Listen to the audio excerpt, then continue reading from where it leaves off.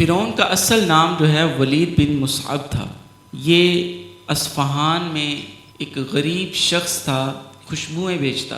اس نے سوچا کہ کیوں نہ میں کسی اور ملک میں جا کر میں تجارت کروں، کاروبار کروں۔ اس نے بہت سارا قرض لے رکھا تھا لوگوں سے، بہت لوگوں سے مال اکٹھا کیا ہوا تھا ادھار کی صورت میں۔ تو جب یہ نہ دے سکا، اس نے سوچا میں کسی اور ملک میں جاؤں، وہاں تجارت کروں، شاید مجھے نفع بخش فائدہ ہو۔ تو یہ اصفہان سے چلا ملک شام کی طرف۔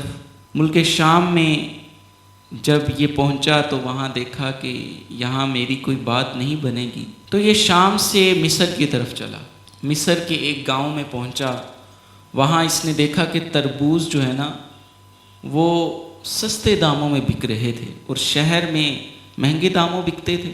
تو اس نے وہاں سے تربوز بہت زیادہ مقدار میں خرید لیے، اس ارادے سے کہ میں شہر میں جا کر اس کو فروخت کروں گا تو مجھے کچھ منافع ملے گا۔ اس گاؤں سے شہر کی طرف چلا اور رستے میں موصول لینے والے بھی، ٹیکس لینے والے بھی کھڑے تھے۔ کئی جگہ پر اس سے ٹیکس لیے گئے، موصول لیا گیا، اس نے ادا کیا، اور جب تک یہ شہر پہنچا تو تب اس کے پاس ایک تربوز باقی رہ گیا۔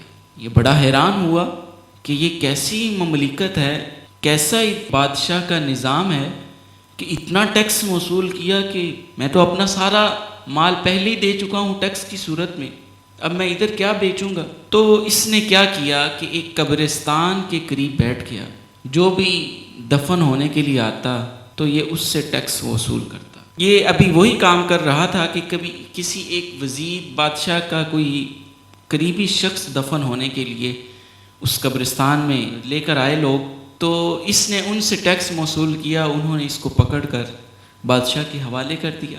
تو بادشاہ نے پوچھا اس سے، تمہیں کس نے ٹیکس موصول کرنے کے لیے یہاں پر مقرر کیا، کھڑا کیا؟ تو یہ کہنے لگا کہ میں آپ کو ملنے کے بہانے میں نے ٹیکس موصول کرنا شروع کیا، ویسے تو میں آپ تک نہیں پہنچ سکتا تھا، تو میں نے یہ طریقہ اپنایا کہ میں اس طریقے کے ساتھ بادشاہ تک پہنچ سکتا ہوں۔ ولید بن مصعب نے جتنا مال اکٹھا کیا تھا ٹیکس کی صورت میں، اس نے بادشاہ کے سامنے رکھ دیا۔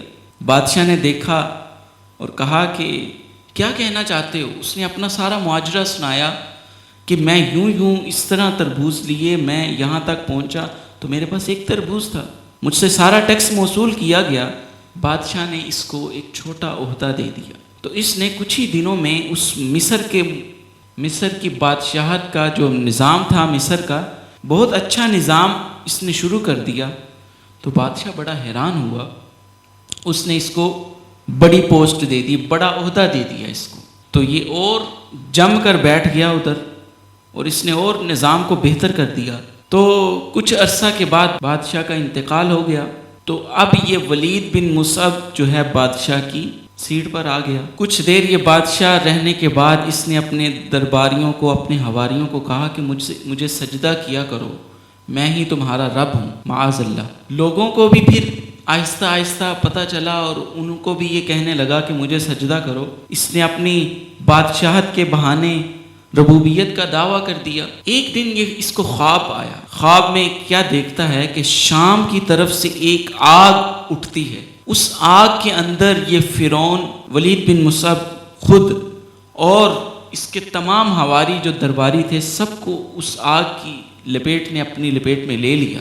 صبح اٹھا اور اس نے اپنے درباریوں سے پوچھا، اس خواب کی تعبیر بتاؤ کہ اس کی خواب کی تعبیر کیا ہے؟ بڑے بڑے نجومی تھے، بڑے بڑے جادوگر اس کے پاس تھے، تو انہوں نے بتایا کہ مصر کے اندر ایک لڑکا پیدا ہوگا جو تمہارے سلطنت کو ختم کر دے گا۔